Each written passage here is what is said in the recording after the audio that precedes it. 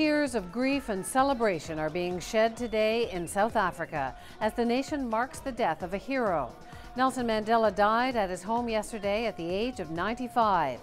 As a young activist, Mandela risked his life and sacrificed his freedom for democracy and racial equality. He's remembered not only as a man who changed South Africa, the country's first black president, but also as a man who changed the world. Today, South African President Jacob Zuma declared a week of national mourning.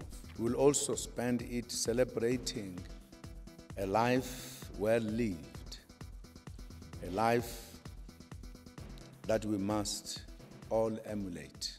Several services are planned starting on Sunday when the country will honor the anti-apartheid icon with a day of reflection and prayer.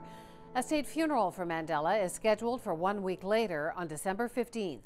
It's expected to be the largest event Africa has ever seen. Around the world, political leaders are paying their respects. Prime Minister Stephen Harper was the first to sign a Canadian Book of Condolence. Canadians have until next Friday to sign the book, located at the South African High Commission in Ottawa. Harper describes Nelson Mandela's life as one for the ages and an example for us all. Mandela visited Canada 3 times and was the first person to receive honorary Canadian citizenship.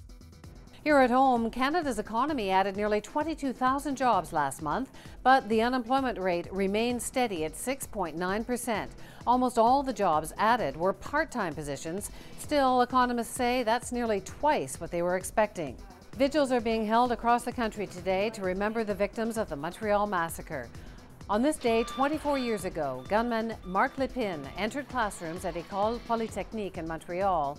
14 women were killed and at least 10 others were injured. In 1991, the government established this date as a national day of remembrance and action on violence against women.